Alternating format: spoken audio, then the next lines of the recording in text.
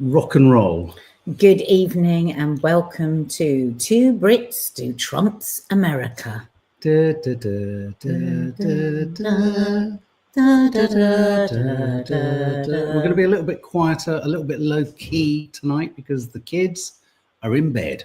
And we're maniacs to be here at 11:30. Now, I want everyone here. Hi, Judy. Oh, I love the fact that you join us for these, Judy. Hi, everyone from the land of everything's terrible and we're not okay. Oh, sweetheart, please send me some more squirty cheese. It's one of the greatest things in America. We do. Show your top.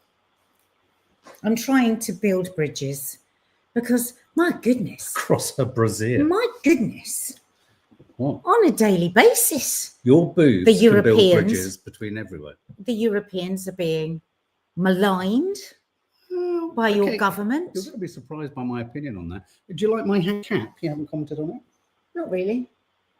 Why not? I don't really like them when they slick back like that. I like more of a shaped cap. When they slick back, like what? I don't like them when they fall. Oh, okay. But it's not got a nice front. The name of the place, Boulder, Colorado. That's not helping it. It's still a weird shape at the front. You look at it. It looks more like the kind of cap you wear in a fish and chip shop. Does it? It looks like a dinner lady. That's not true. Hat. No, this is the kind of cap that the skipper at the beginning of Raiders of the Lost Ark wears. I don't know that, so I just see it. But I do. I see it as looking like the canteen ladies. Anyway, Boulder, Colorado. I got incredibly stoned with physics professors there. So there you go. Morning, good evening, Reese Roberts. Happy nighttime, Mark, Nadia, and folks. It's a skull cap, says Glenda the good bitch. It's not nice, is it? It's not. Okay, so we've got lots to talk about. We haven't done a chat for a week, and my God, the biggest news at the moment is obviously this intelligence leak. I wonder, does everybody know about this? Yeah, this group chat. Basically, well, we'll talk about it in a minute. We're going to talk about that, but spinning out of that is also suddenly this discovery that seems to be quite surprising to you. I'm looking forward to locking horns with you about this, that the US hate us Europeans. Well, not the US. Yeah, they're saying that what Vance is saying and what they're saying is symptomatic of what Trump's whole premiership and presidency. MAGA. Yeah, they hate us. Why? Because they see us, as the title says, freeloaders. I have to say, I kind of agree. I'm sorry. I'm going to disagree with you on that one. Every single penny that America gives, they get much, much, much more back. Like they really do. Global power, yeah, like the right to stomp across the world and do whatever the hell they like. Nobody is getting more money or more anything. And anyway, he picks up figures out of the sky and throws them about. Start, calm, and build. And in the spirit of us having maybe starting something that normally you go to all of these wonderful, don't get me wrong, wonderful channels like the Bulwark and the Young Turks. They hit you quite hard right at the beginning. I want to show you a clip that not many people have seen. Well, I think I've hit them quite hard there. I think they've been very rude. Trump and Vance, ill-mannered. Calm down. And then they're trying to work out how to get a load of money off us. Stay calm. Anyway, for those of you who didn't see this, some of you might have seen the original clip, but no one saw what happened after the original microphone. We need to explain to them what we're talking about. This is just to whet our appetite. Okay. This has got nothing to do with any story. Might not know the story. No, okay, go. Whilst you were talking, I was actually saying, let's let them in with a light clip. Oh, whilst I was talking.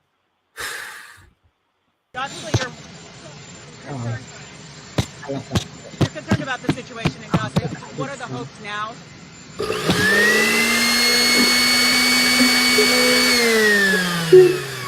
Oh God, these videos are so clever.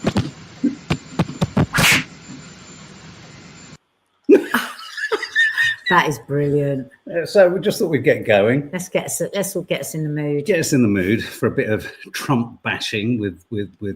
Okay, so how would you describe possibly the biggest intelligence breach in American history?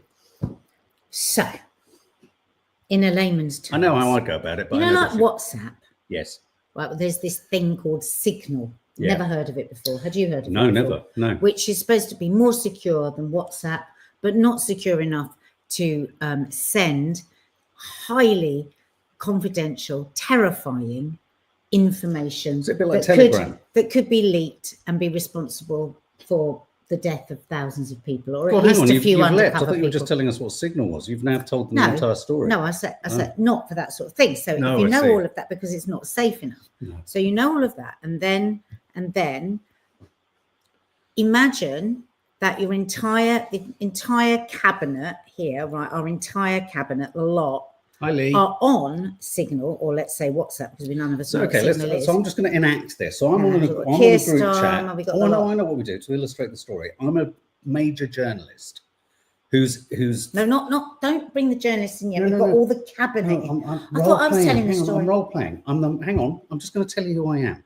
I'm a major journalist that focuses on national security, and I'm just on my phone, and I don't. And suddenly, I'm invited into a chat room Of the entire cabinet.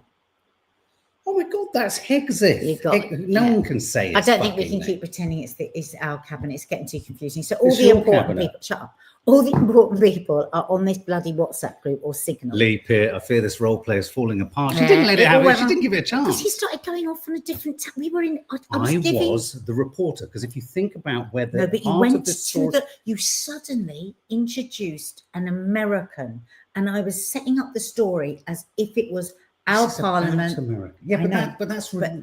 Well, we don't do chat rooms. We don't do chat rooms. Tell the story. You tell the story. No, I was going to be the journalist. So I'm the anyway. A journalist, a major journalist in America, was invited into a top secret chat room on Signal, where they were discussing every micro piece of detail about the bombs, the types of bombs, where they were going to hit, the targets they were going to hit, who they wanted to kill, who they wanted to hit, the Houthis in Yemen, and who. Every single detail, plus lots of colourful chat. That's a really diplomatic way of saying it. Colourful chat about us, the Europeans, the Yemenis. Before that, they even revealed the name of an undercover female agent. Right? So this wouldn't be a problem if there was no journalist. So the journalist, well, it is. You can't. One of them's got disappearing messages. That breaks the constitution. That's illegal. No, I know, but we wouldn't have known about this because I bet. Here's the thing that I know has happened from this. How many other teams and departments are all operating on Signal and are right now shitting themselves about breaching their own code? Of course you're confused, Nicola, because he asked me to tell the story and then he came in and told a different story. Why is it always my fault? Maybe you were confusing. What? Why are you in British politics? Because I was setting it up. So just sit in American politics. And then we were going to shift it to America. Oh, man. Okay, go on. It's very confused. People are confused now. There's a WhatsApp group. Very important people, foreign minister, Trump wasn't in it. Trump wasn't in that. On this WhatsApp group, imparting highly confidential, dangerous information about bombing the Houthis. They accidentally added a journalist to that WhatsApp group. Now, just think about that. Yeah. That's all that highly confidential information that a journalist. Yes. Now, that could have been a journalist. Thank God he was a decent man. Yeah. Now, when the information started coming through, he totally thought that he was being set up, that it was a joke. It was somebody trying to catch out a journalist, that he would go and post this story and the story wasn't true. Yes, it is just like WhatsApp, Farida. Yeah, just like WhatsApp. So a bit more secure though. So they had given the date and the time and everything and how they were going to bomb the Houthis and the targets. What time? So he's sitting in a Safeway car park. Do you remember Safeways? Yeah, we used to have one in all the time. They've still got them in the States, yeah. Yeah. Anyway, so he sat in a Safeway car park. The journalist. Yeah. On the day that they had been sharing on the WhatsApp when they were going to blow up the Houthis. And he goes, let me just have a look on the news and see if there are any bombs dropping on the Houthis. Well, lo and behold, there only bloody was. So he's like, shit. I love the way, and also in the interview that he gave, he described his fear because he couldn't come off it. He couldn't check the numbers because he knew that if he was in this system, he needed to stay there or he could potentially himself breach some kind of security. No, as soon as the bombs were hitting, he then removed himself from the WhatsApp group because it's extremely illegal to do what they're doing. So the shit has hit the fan basically because he's with a magazine called The Atlantic, and of course the story has come out. Now he's a decent man, so he's kept back a fair amount of the information that he believes could put people in danger. Can I just ask some of our Americans? I believe the Atlantic is it a right leaning? Because this reporter, this journalist, sort of says he kind of is in agreement with a lot of what the sort of ministers and kind of secretaries of state sort of represent. So I think he's actually quite right wing. He hasn't. You're right, Judy. He hasn't revealed the exact details. He has the receipts, and he is privy to all of this information. I did read somewhere today that he is toying with the idea of revealing some of the more detailed content. No, but I don't know whether he'll then be in breach of the Espionage Act. No, he's not toying. He is consulting with lawyers because but it's not like, oh, shall I? No. He doesn't want to. He's reluctant to. But the trouble is, Hegseth or whatever his name is. Is it Hegseth? Hegseth. Who was selling barbecue? He was reviewing barbecue. Hang on a minute, you can't say that AOC was a bartender. You can't have it one way and not have it the other. No, AOC has worked her way from a bar. He was literally She's worked his way from barbecue. He was on Fox News. But can I just say, breaking news just literally in the last 5 minutes, Michael Waltz, who is the guy who invited the journalist into the chat room. And he is defense minister? He's not his defense secretary. Security. Yeah. Michael Waltz, his security advisor, Trump's national security advisor, said in an appearance on Fox News tonight, only 10 minutes ago, I take full responsibility for the sharing of military plans on the messaging app Signal, adding that he had built the group himself and he added the journalist Jeffrey Goldberg to it. So he said he's taken full responsibility. The problem with this, as the New York Times, it's a failed paper, it's a failed publication. I didn't even know it still existed. Didn't even know it was still there. Still there. The problem with Waltz's admission is that it completely contradicts what President Trump said in his defense of Waltz, because Trump said it was one of Michael's people on the phone. A staffer had the journalist's number on there. There's so many lies. Of course, as we knew. Waltz confirmed the account provided by Goldberg, saying during the interview, look, a staffer wasn't responsible. I take full responsibility. A bit of decency. So that's the Fall Guy arrangement. You're absolutely right, Reese. They're protecting Hegseth, is what Judy Phillips says. They're protecting. Hegseth is like a... Hang on a minute. He's like a rabid wolf. Nobody can be saved from the legality of it, because none of them should have been sharing that information on Signal. Well, so they could all be done under the Espionage Act. Yeah, they could all be done. That's why the journalist removed himself immediately that the Houthis had bombed, because he could have been done under the espionage.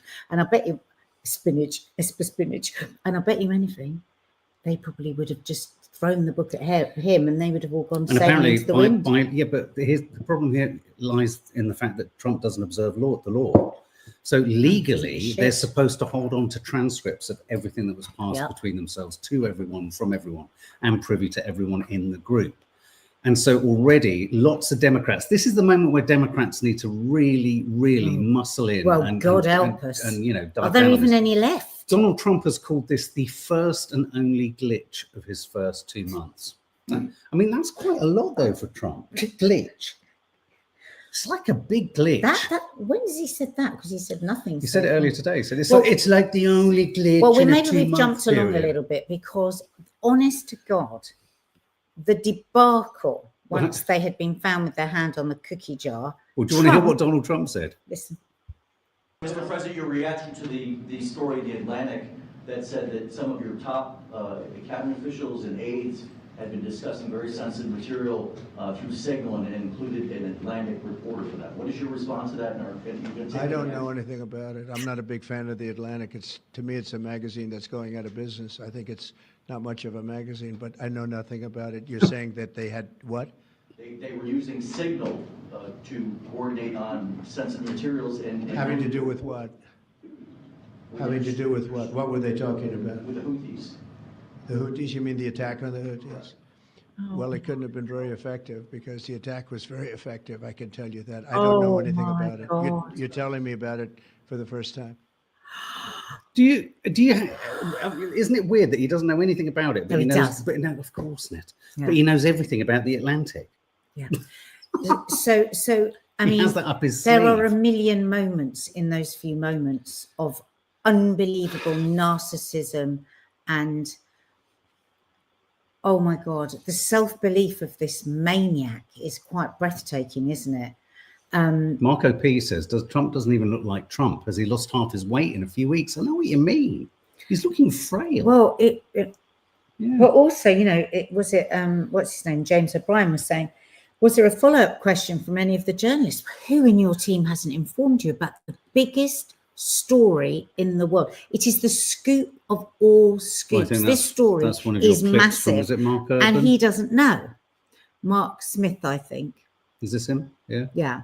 One of the quotes I think you got.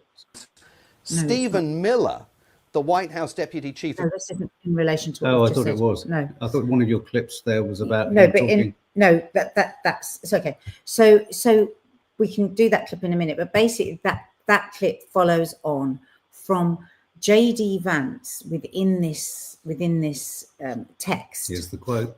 Said, "I just hate bailing out the Europeans again." Asserting that Vance was asserting that the strikes would benefit Europe far more than the United States. I fully share your loathing of European freeloading, Pete Hegseth, the Secretary of Defence, later replied. It's pathetic. Right, can I pause you? Then that's I want to pause you. That's when the clip is. Yeah. Oh, right. Well, the clip from Mark Smith. Yeah. This one. Mm-hmm. Stephen Miller, the White House Deputy Chief of Staff, chimes in and starts making the argument that after the military action is over, possibly the United States is going to need to go to the Europeans and say, you owe us a bit of money for doing this because, you know, most of your trade, the trade that passes through these shipping lanes ends up in European shops and on European dinner plates and in European car plants. So this notion that they have definitely an antithesis towards Europe, but also view even military action against a group they define as terrorists through an entirely mercantile perspective is absolutely breathtaking. I'm going to play devil's advocate for a minute. I can't stand Pete. Is it Pete Hegseth? The barbecue review man. Yeah, the barbecue review man. And I can't stand Vance. But once again, just looking at this through the perspective of America, the Europeans have been freeloaded. We have been freeloading. I mean, in a weird way, you've got to listen to Starmer. I think one of the truest things, Starmer's trying to negotiate a balancing act between impressing upon Europe the need to take responsibility for our own finances and our own defense. And he's also trying to be the kind of linchpin between the two. I think we've got too giddy on the being reliable and dependable on America. Can I just remind everybody of something? Why the Houthis? Why the Houthis? What's to do with Israel? Because the Houthis, yeah.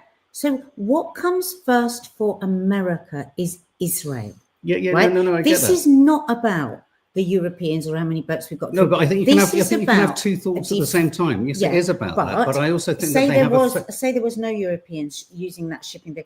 They would be bombing the shit out of the Houthis because of Israel. Yeah, they'd be hitting the Houthis anyway. They're about to hit Iran. Yeah. They're muscling up for conflict with Iran so that they can throw red meat all over the Middle East, which will then prevent anyone from thinking about anything Israel's done. I get that. But I do think we don't understand this side of the Atlantic. The antithesis, the sort of the anti-European sentiment that there is in America. There's a feeling that we've overstayed our welcome. We've got a huge meal ticket. And then when you look at the finances and the GDP of Europe, we are, as you said last week, we are 6 times larger than Russia. We are more than capable of looking after ourselves. And I think this is actually this is a huge turning point. Let the Americans turn away. Let them go away and hate us. When you listen to economists, and I know nothing, as you know, a lot about the economy or anything, but when I listen to them and they say, these numbers are totally fabricated, and these are American economists. You know, he makes up these numbers. No, I'm not talking about his numbers. I'm talking about the factual numbers of what Europe drains America from. You know, how much money. I mean, obviously the defense. America has puts more in that, but that's because America stomps around the world, creating fucking wars. And look at the mess we're in now. No, I agree. We're suddenly probably giving our damn information to Russia. You're not hearing what I'm saying. The history and the machinations of how we've got here are all a consequence of American colonial imperialist empire building, control of economies around the world. We've got to this position where we are actually more than capable of standing on our own 2 feet. And we need to. And they're creating a sort of false flag, if you like, of we're demanding it. Okay, well, give us a chance to sort our shit. And I'm saying this to America. Give us a chance to sort our shit out, and we will sort our shit out. I think Europe will. Europe said, okay, yeah, we'll pay them more. And he went, nah. I memean, this isn't a reasonable But Europe has become part of the Trump MAGA foreigners. The foreigners are responsible. We're the migrants foreigners. are responsible. We're the dirty migrants. And I've always said in the past that if a World War conflict develops, there could easily be a time when we are the migrants on the shore. The British are migrants on the shore of America pleading for access. So when we throw our migrants away on the boats, or push them away, or we talk about them coming in, they're but for the grace of God go any of us. Exactly. I just want to play you Pete Hegseth's put down of this story as it broke. Because he denied. A journalist popped a microphone under his nose as he got off one of the presidentially sort of planes. How your information about war plans against the Houthis in Yemen was shared with a journalist in the Atlantic, and were those details classified? You're talking about a deceitful and highly discredited so-called journalist who's made a profession of peddling hoaxes time and time again, to include the hoaxes of Russia, or the fine people on both sides hoax, or suckers and losers hoax. So this is the guy that peddles in garbage.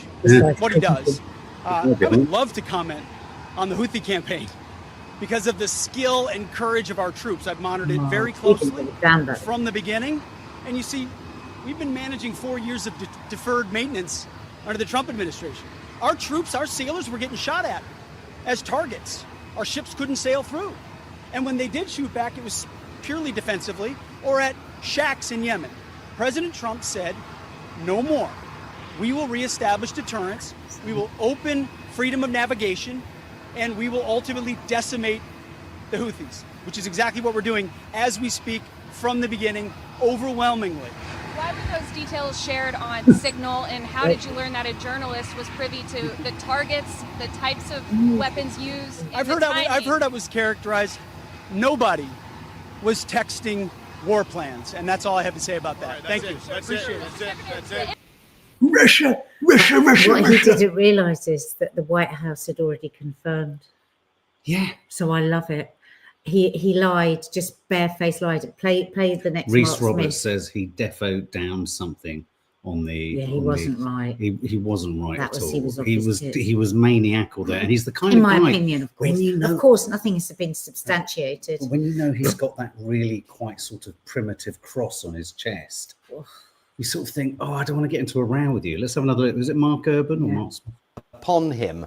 But, Donald Trump is the leader of the ship who sat in the Oval Office alongside Pete Hegseth a week ago as Hegseth waxed lyrical about the fact that under his leadership, nobody around the world takes the Defense Department for fools anymore.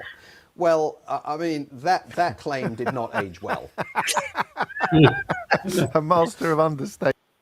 That claim did not age well. That's such a good interview. So how do you think Trump's going to roll out of this? I think they're going to. I mean, I've seen a number of comments. Sorry, I thought you were asking me. I think no, I am. But a follow-up question. I think there's going to be a bullishness. I think there's going to be a blokishness. I think the manner in which this information has got out. A lot of people in the comments are saying this has been planned. I don't think so. I really don't think so. Not listening to the journalist and everything. He said that will be their defense. They, that there will be a defense saying, it was just a clever thing to catch people out and all this, but it's not going to wash. It's just not going to wash. But I was listening to an interview with Michael Wolff, who is Trump's biographer. He's written 3 books. He's was very close for years to Trump, literally just was practically living with him, and he still has all connections with Trump's team, obviously, behind the scenes. And he said, first of all, Trump will think nothing of this. He will think that there is nothing wrong. And all the people that work for him, because they are not people with a sense of government. They are working for Trump's America. So all the norms around government just out the window. They just couldn't care less. And he said that he thinks it's highly unlikely that anyone will be sacked because one of the things Trump resents the most is sacking anybody off the back of anything that the press have said. So he thinks, you know, they're hoping that they'll just sail through it. And well, they might. My worry is, what massive thing is Trump going to do to distract from this? I think I know. And I worry. No, I think I know what it is, because JD Vance in the last 10 minutes has announced that he's joining his wife on a trip to Greenland this Friday. This has been greeted with absolute fury by the recently elected Greenland government, because they claim this is an incredibly, his wife, JD Vance's wife was already going, someone else was going. Shame on her. Shame on her. Incredibly aggressive move, JD Vance, to lead a high-powered US visit to Greenland this Friday. I think we're going to get the red meat of Greenland. I think he's going to push in hard there. You're right. I don't think anyone's going to get fired as a consequence. He never fires. He never fires. You're right. In his last presidency, he would never fire as a reaction to something, but he would never forget, and he will find that moment further down the way to get rid of someone, I think. I mean, what's interesting this week has been what Michael Wolff again was saying, who's Trump's biographer, was saying, because in the text, JD Vance says Trump doesn't know what's going on. Like, imagine that for a hubris narcissist, right? And then Michael Wolff was saying that the team throughout the election were saying that without a doubt, JD Vance, it didn't matter who was in the room, always believed he was the smartest person in the room, the arrogance of the man, and that Trump was a moron. Nobody in Trump's team thinks anything other than Vance thinks he said Trump's that for a years. moron. Yeah. So whoever it was that was interviewing Michael said, so this is the end for Vance then. And again, he went, wow, because, you know, Trump is really weird with things. Some things I think because he's so evil with no moral code whatsoever. I think so. He said, not necessarily, Vance won't get it necessarily now, but his team would say, this is the fissure that they've been waiting to see open, this where we see the real. See, I personally think even someone as maniacal and egotistical and narcissistic as Trump can evolve. I think he learned a lot from his first presidency. I think he learned a lot from the years in the wilderness and being hunted down, as he describes himself, and now he's hunting down all of those who hunted him down. I do. I think and I tell you why he's learned, and I tell you who's doing it for him. It's the strange woman, I forget her name, alongside him with the incredible kind of hair. And she's in every image I see of him. She is there. She is moderating. She is controlling. No, I know, but I think something is controlling him. It's not to say that the wheels won't come off this at some point. I'm surprised by how orderly the disorder he is throwing around is happening until now. Because it's the writers of Project 2025, of which, you know, Mike Smith said today on LBC, didn't he? Mark Smith said, you know, he said that he knew nothing about Project 2025. Yeah, and then he's gone into the White House and he's going through sentence by sentence, enacting everything. Now, the guy that was caught by that undercover journalist talking about Project 25, do you remember that? And he said, Trump's totally into it. He's just lying and saying that he's not. Well, he was brought in straight away. He's got a really benign title, but he's there working it all, apparently. Yeah, I mean, it's been a good week for Elon Musk. He's managed to kind of step back a little bit, hasn't he? He hasn't been quite in the headlines. Did you see him in that restaurant playing with those knives? Yeah, he's lost his mind. Was that an old clip? No. I think they've tried to. He's been sort of slightly marginalised this week. When I saw my mother, she said, "God, it's been a quiet week for Trump, hasn't it?" And this was just before this complete kind of fiasco. I don't think this is going to be a fiasco, though. I genuinely think they're going to be able to wriggle out of this one very easily. Journalists in Germany here, we are constantly analysing what is going on. Oh, God. Jenny. As are we. Yeah. As are we, because anybody that thinks that this isn't going to affect each and every one of us. Hey, Weaver, maybe I moderate what I meant by he's evolved. Evolve will just get more efficient at his usual modus operandus. You're absolutely learned the system better. Yeah, Trump better than Starmer, says Audrey. He like a narcissist psychopath. I mean, in other news this week, he also signed an executive order. It does have to be passed with an act through Congress of removing the Department of Education. Just like that. It's just get rid of the department. Of course, that doesn't mean, what he's saying in that is he's handing over responsibility for education to the individual states. So there isn't sort of federal control. But the image, I just want to show some photographs, which I found, but I found these photographs really funny. Here's Donald Trump standing in front of all these flags. There's all these school, can you see the school kids sitting around him? He then moves down to a tiny desk to sign the executive order whilst all the other kids. He's so cringe. He's so cringe. Which sent me on a hunt. There's another shot of him. Look at his face. Look. Him pretending he can write. Sometimes my nan would look like that when she was writing things. It was a bit worrying. But look at this. I found this from his last presidency. Do you remember this? He sat at the top. What is it with the tiny table? I suppose he feels bigger.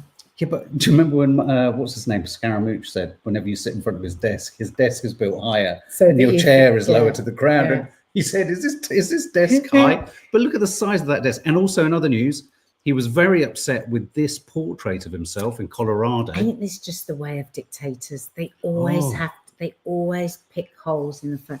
It's hideous. Look like him. It's a hideous portrait. And so Donald Trump Can we get one? Are they available on poster? Has thrown a hissy fit about that. He's really upset about that. Ben Wallace, former defense minister here, says Trump's team are behaving like reckless rednecks. There you go. This is the woman. This is a film that, just quickly, on the Department of Education. The woman he put in position to look after the Department of Education, he's immediately fired because he scrapped the Department of Education. On Truth Social, he uploaded this film. Why in the world I would want to be the secretary? I've been asked. Why in the world I would want? Is she drunk? No. I'm just I've been asked. Why in the world I would want to be? Oh God, sorry. I've been asked. Why in the world I would want to be the secretary of a department that is going to be done away with, and I'm actually firing myself.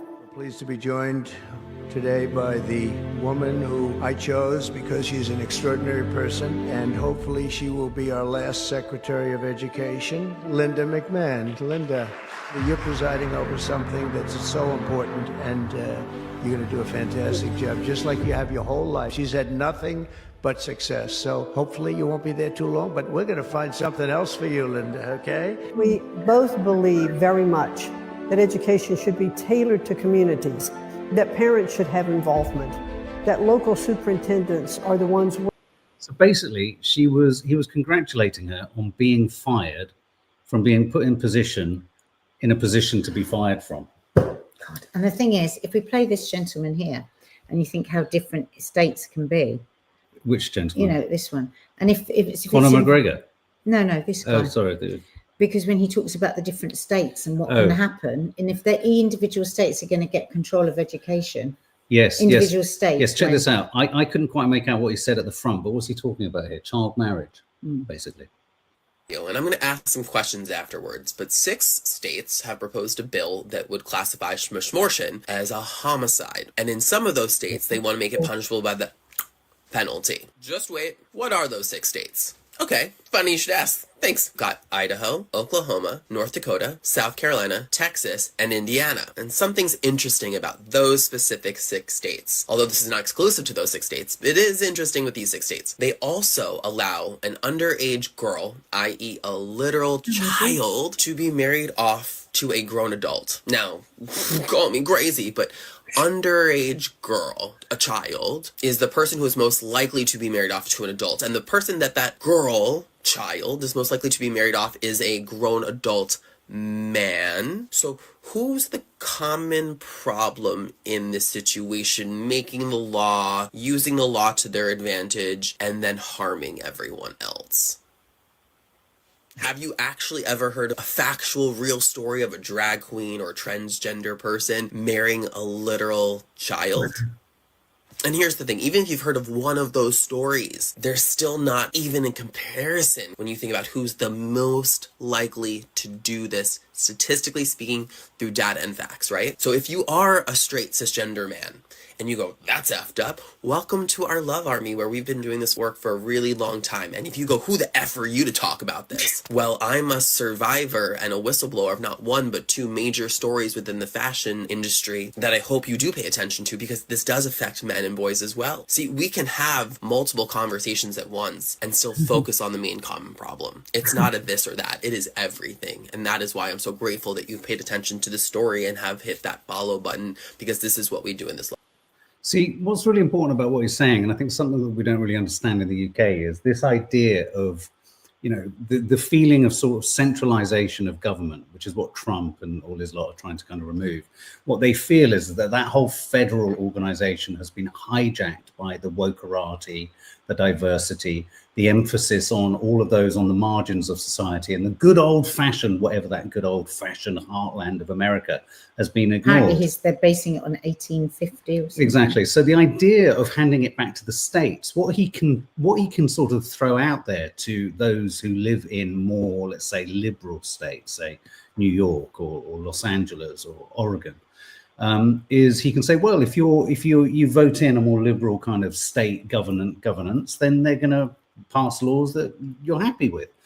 You can kind of see, again, it's really important with most of what Trump says and does, and what most of his supporters say and do, to understand what's appealing in what he's saying. Well, we get the extremities, we get the migrants being rounded up and sent to El Salvador and all this kind of stuff. But what he's actually saying is you can see why it floats with a lot of people, because a lot of people in those states where they feel that their conservative values are being ignored, they can, as people have just said here, they can now encourage child marriage, be against abortion. Very, very dangerous. Populist. Let me just say, let me keep throwing red meat, because Mark, if you're in a state where you can marry a child, how important is education going to be to those for those girls in those states? No one is debating that, and no one is disputing what my value system is in America. It would be much more aligned to New York or LA or the Democrat, you know, a more liberal. But he can easily argue to vast swathes of the American population that this is increased democracy. No. But that's what he's arguing. Yeah, I know that's what he's arguing. It's a load of old bullshit. It's not. He's not doing it for the good of the people. And the reason we have to have checks and balances is because bad people can be in charge. Yes, of course. And you know, there will be whole states where the education. Like, what about the real Christian fundamentalist areas? You know, we have a situation where girls have stopped going to school. But it's, let me just, I'm just literally just pause just for a moment. Being devil's advocate, to some people who hold a more conservative, not far right, not white supremacists, but say they hold a far more conservative, traditional family value system, they will feel that there is a fundamentalism to the multiplicity of trans rights. And the lunacy of what they perceive to be the lunacy. Absolutely. And that's what they've done a good job of. They've amplified those small examples of extremity. He spent more time in his big speech talking about that than he did about the economy. It's just distraction. But it's absolutely petrifying for each state. You know, we look at this situation. How many states is it now where women have completely lost autonomy over their own bodies? What next? Let's not forget. What's that show I can't watch because it's so awful? Handmaid's Tale. Handmaid's Tale. I just see the Handmaid's Tale. 3,000 books. Let's just play that woman and then finish. Because the final point I just want to make is, yes, of course, I agree with everything you're saying. It makes total sense. But my point is the reason and the connection round here, bringing this full circle, the reason I think his premiership and his team will get away with this kind of breach in security is that he has sold something that's very compelling to huge numbers of Americans, which is we can wrest control and take control of our destinations within our states. Poor women again. Women and girls that suffer, honest to God. But listen, women and girls again. This is a great clip that Nadia found on Instagram. My internet buddies, Lissa, forwarded me the Project 2025 banned book list. Thank you, Lissa. It is almost 3,000 books long. And it makes the somewhat critical mistake of explaining why it's banning books. So, for example, when it says it is banning Virginia Woolf's A Room of One's Own, it says promotes female autonomy and independent thought. I'm sorry, what was that? There you go. That's what happens. How many states would like women to go back to having zero autonomy? They've already taken the autonomy away from their bodies. Yeah. But hey, let's take it away from their minds as well. And let's do let's keep them uneducated. We're going to sign off now because it's late, but I just want to ask we've got lots of Americans in the room. I just want to ask the Americans in the room, are you aware or mindful of how America is now presenting to the rest of the world? Because we have decided as a family not to travel there, was going to be traveling there next year. We love so much about America and Americans and the value system when it's not corrosive. Everyone I know is not going to America. But we know so many people are now putting it almost on a boycott list of not traveling. 3 trillion is made from tourists into America. Judy, 100%. Are you feeling that awareness? Are you feeling that must be really difficult? I see a lot of messages of that under the video, you know, the YouTubers that I watch, and under LBC actually, which is the London radio here. Judy. There's a lot of Americans that come on there and just apologize. So we're just so sorry. It's so lovely you come on here, Judy. It's lovely to reconnect with you, Judy. I'm aware we're presenting Liz D to the world as an evil clown. No, you're not. You're not. I blame the hoodlums. That's interesting. Carla Hatcham. I blame the Democratic Party. They should have gotten behind Bernie. And 100%. And guess what? There was a staggering statistic this week. Just finally, still Kamala Harris, 48%. Of the Democratic Party want her to run at the next election because they've learned fuck all. And it's like what? you know AOC, they were blaming black men, blaming white women, blaming everyone except looking at themselves. And you know, many of the many groups that are just expected to vote for the Democrats, you know, we're saying, why should I vote again for the same old shit? Oh my God. What they're doing, they're offering exactly the same thing. But it's like Hillary Clinton not realizing she's not wanted anymore. They are an absolute disgrace. And AOC and Bernie Sanders, that's the only way to go. AOC is on 3%. Bernie is on 4%. You know, but this is just from the party, not from the people. No. I know. I'm just saying from the but the people will only get to vote on who the party puts forward. But isn't that sad? Because the party is not listening to the people again. So they never we might all be thinking, you know, when the next election comes, Trump probably get in again. Okay, final note. A. Weaver, I hate it, but I'm afraid most Americans are oblivious. I think they'll become less oblivious as the economy crashes. That's the awful thing. So the very people that you know that believed him, that believed they were going to change, he was going to change their fortune, are going to be hurt the hardest. Exactly. Okay, guys. Is our lovely Jordan here? Jordan, if you're here. Oh yes, Jordan. Nowhere seems welcoming to visit right now, Jordan. It doesn't. And you've got split loyalties as well, because there's Canada. And he wants Canada to be the 51st state. Bloody hell, Jordan. And he's not giving up on that. No, he's not. Just like he's not giving up on. Watch Greenland this Friday. That's going to be the news story going into the weekend.